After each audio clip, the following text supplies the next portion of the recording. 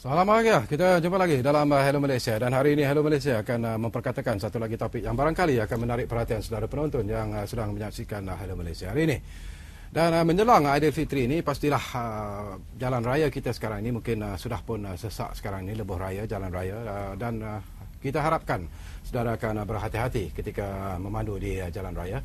Dan walaupun kempen demi kempen dijalankan, sikap juga telah pun dilancarkan, tetapi sebenarnya sikap kita sebagai pemandu itu haruslah diberi perhatian yang lebih.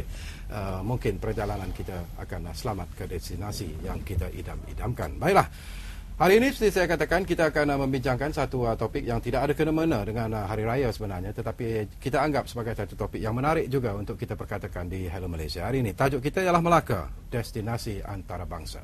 Dan barangkali juga topik ini kena pada masanya, kerana di hari cuti, hari raya ini barangkali ada juga yang mungkin tidak balik ke kampung, dan untuk mereka yang tidak menyambut hari raya, barangkali cuti hari raya ini akan digunakan sepenuhnya untuk melancong ke tempat-tempat yang menarik. Dan antara destinasi yang sentiasa mendapat perhatian pelancong-pelancong ialah negeri Melaka.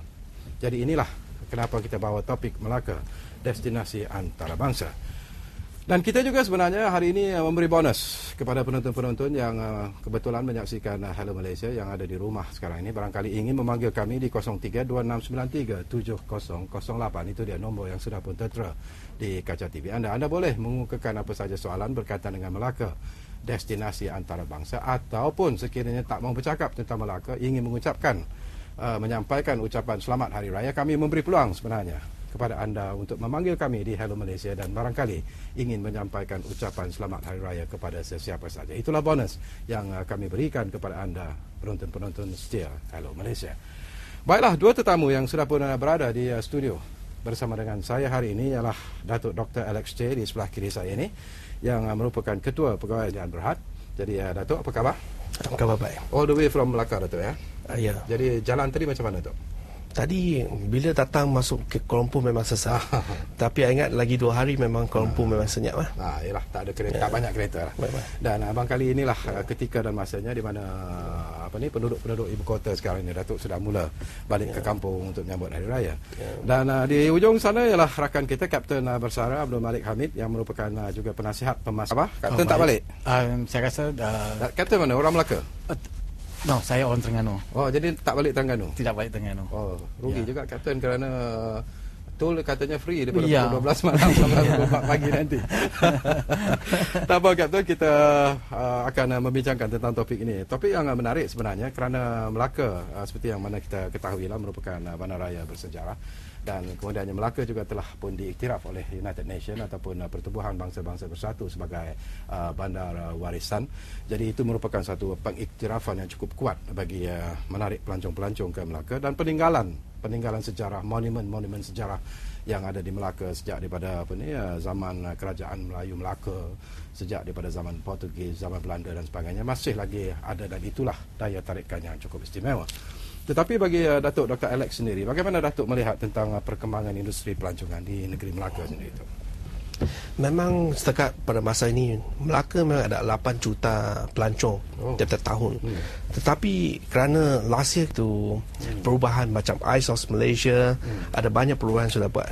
I ingat mungkin tahun ni sampai next year mungkin kita boleh setakat 10 juta pelancong datang ke Melaka. Target 10 juta. Ya, target 10 juta. Dan bagi Kapten sendiri, kalau kita lihat Kapten, satu usaha yang boleh dikatakan cukup memberangsangkan dan juga begitu drastik yang dilakukan oleh kepimpinan Yang Amat Berhormat Datuk Seri Muhammad Ali Rastam untuk mengembang atau membangunkan industri pelancongan di negeri Melaka sendiri. Apakah Kapten berpendapat bahawa sebenarnya Melaka masih lagi perlu dikembangkan? Adakan projek Taman Tema di Melaka adalah tepat pada masa untuk menjana pendapatan ekonomi kepada Malaysia dan juga Melaka khasnya. Itu yang saya cukup berbangga berada bersama Datuk dalam melaksanakan projek Taman Tema ini. Dan Taman Tema ini, Datuk, akan dibangunkan di pantai Kelebang. Kelebang. Apa yang memberikan inspirasi dan juga idea kepada Datuk untuk mewujudkan Taman Tema seperti ini? Yang pertama memang bila kita pergi tengok Melaka, memang Melaka adalah kena dekat seluruh dunia. Kerana Selat Melaka daripada zaman dahulu, negara barat dengan negara timur, bila mereka datang, dia kena melalui Selat Melaka. Itu yang menjadi tumpuan zaman dahulu memang Melaka. Okey. Jadi Melaka memang dia sudah ada pelancong. Yang penting sekali memang dekat Melaka sekarang memang dia tak ada tempat memang aktiviti bagi bila malam aktiviti. Jadi mengapa itu taman tema? Sebenarnya taman tema ni idea keseluruhan taman tema actually kita nak bina satu itu kebudayaan. Bahasa Melaka ada banyak kebudayaan. Dulu memang jajahan dekat Perancis, lepas itu Belanda, British dan after that kita berdikari Malaysia. Okey. Dekat Malaysia kita sudah banyak kaum. Kita ada Melayu, Cina, Indian, Bauzam, itu Kadazan, ada banyak. Jadi kebudayaan memang ingat boleh attract itu pelancong datang. Jadi dekat Melaka apa yang kekurangan macam I nampak memang dia tak ada tempat untuk attract, menarik itu pelancong. Jadi I nak create satu tempat nak bagi mereka menari dekat itu laut. Dia macam ada banyak itu laser show, ada banyak light. Jadi kita banyak kebudayaan boleh present dekat depan itu pelancong. Dia boleh menari dekat laut. Tapi bukan dalam laut lah menari. Memang dekat laut. Dalam laut kita akan buat satu petas. Jadi nampak daripada malam, ingat macam dia boleh terbang daripada laut macam ni. Itu semua idea kita nak create dekat taman. Okey, selain daripada tu juga Kapten, apa lagi yang ada nanti di apa ni di theme park ini? Apa lagi keistimewaan theme park? Bukan setakat taman tema saja yang berada di dalam tu. Datuk juga plan untuk mengadakan service apartment dan juga shopping complex. Lot-lot bungalow dan juga resort di dalam satu tempat, satu taman tema. That's why pada saya diibarat macam satu bandar baru. Segala-galanya berada di situ dan hidup sebilang masa. Itulah yang menarik pelancong asing dan juga tempatan untuk berada di Melaka lebih lama. Nah, itu yang satu projek yang cukup prestis pada saya, yang tak pernah saya tengok lagi yang berada di Malaysia ni. Dan Datuk mangkali ingin menambah daripada apa lagi yang akan ada di theme park tu? Juga itu theme park keseluruhan dia ada 200 ekar. Jadi juga ada itu pusat persidangan 200 ekar. Ya, 200 ekar. Pusat persidangan antarabangsa. World Exhibition Center. Bahasa dengan Melaka akan ada banyak itu turis datang daripada negara yang tak sama. Jadi kita setiap bulan kita akan buat satu exhibition bagi satu negara dekat sana. Tapi tak bercanggah ke Datuk dengan saya difahamkan MITC juga ataupun Malaysia International Trade Center juga dah pun ada di sana, dah pun memulakan operasi, dah pun mendapat sambutan. Jadi tidakkah projek ini nanti akan terpaksa compete pula dengan MITC? Tengok bahasa dekat negara ada 200 lebih negara. Ingat itu MITC dia tak mungkin tiap bulan dia buat satu itu bagi luar negara. Jadi kita punya idea setiap bulan kita bagi satu negara yang buat itu persidangan dekat sana. Memang itu memang tak sama bahasa kita resort punya projek. Dengan MITC memang ada sikit pelainan.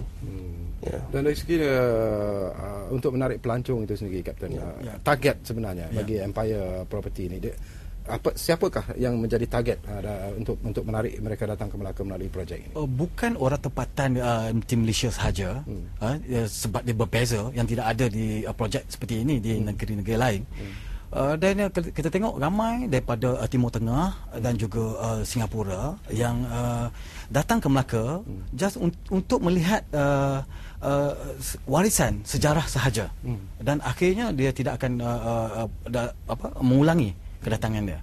Tapi dengan adanya projek taman tema ini, dia akan lebih mengukuhkan lagi dan dia orang lebih mengambil masa yang lama untuk tinggal di Melaka, terutama di taman tema.